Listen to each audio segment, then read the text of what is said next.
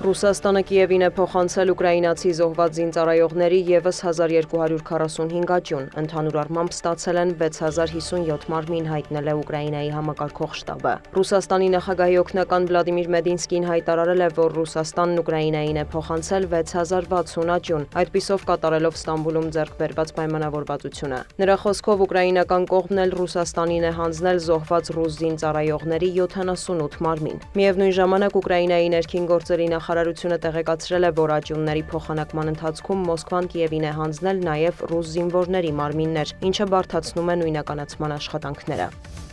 Դեսպանատների աշխատանքի վերականգնման վերաբերյալ Մոսկվա-Վաշինգտոն խորհրդակցությունները չեղարկվել են, հայտնել է Ռուսաստանի ԱԳՆ-ն։ Գերատեսչության պաշտոնական ներկայացուցչի խոսքով երկխոսության վերականգնման ամսաթիվը դեռ հայտնի չէ։ Մարիա Զախարովան հավելել է, որ հանդիպումը հետաձգել է ամերիկյան կողմը։ Նա հույս է հայտնել, որ դադարը երկար չի տևի։ Ռուսաստանի և Միացյալ Նահանգների միջև խորհրդակցությունների հերթական փուլի մասին հայտարարվել էր հունիսի սկզբին։ Ենթադրվում էր, որ երկու երկրի ներկայացուցիչները Ստամբուլի փոխարեն պետք է հանդիպեն Մոսկվայում և Վաշինգտոնում։ Դիվանագիտական ներկայացուցչությունների աշխատանքի վերականգնումից բացի ռուսական կողմը Միացյալ Նահանգների հետ ցանկանում է քննարկել ուղիղ չվերթների վերսկսման և վիզային ռեժիմը հեշտացնելու հարցը։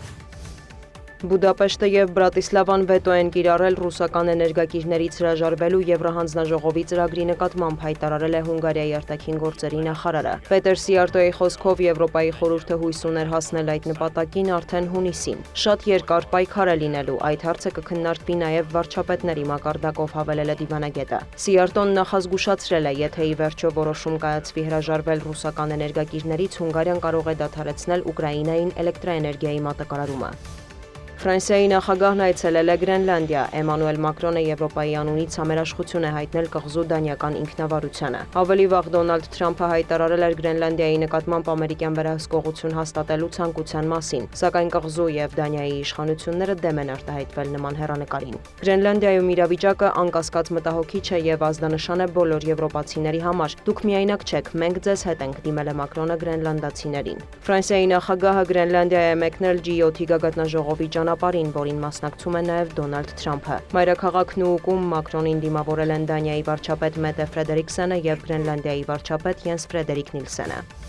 Վաշինգտոնում ԱՄՆ բանակի 255-ամյակին նվիրված շքերթ է անցկացվել, այն համընկել է Դոնալդ Թրամփի ծննդյան 79-րդ տարեդարձին։ Երթին ներգրավվել է ավելի քան 6000 զինվորական, 150 միավոր տեխնիկա, 50 ինքնաթիռ և ուղղաթիռ։ Զորահանդեսի արժեքը տարբեր գնահատականներով կազմել է 25-ից 45 միլիոն դոլար։ Միջոցառումն ուղեկցվել է զանգվածային ցույցերով, ակցիայի մասնակիցները դեմ են արտահայտվել շքերթին, Թրամփի միգրացիոն քաղաքականությանը, ցույցերը ցրելու համար զինված ուժեր կիրառելուն և զանգվածային ձերբակալություններին։ Շքերթին ընդառաջ Թրամփը ցուցարարներին զսպվածության կոչ է արել, նախազգուշացրել, նրանց գործողությունները կկանխվեն։ Լոս Անջելեսում և այլ քաղաքներում ԱՄՆ ներգաղթի հարցերով ծառայության իրականացրած լայնածավալ խուզարկությունների դեմ օրեր առաջ բռնկված ցույցերը ևս շարունակվել են։ Ըստ ամերիկյան ԶԼՄ-ների ակցիան հիմնականում խաղաղ է անցել, սակայն իրավապահների հետ բախումներ են գրանցվել։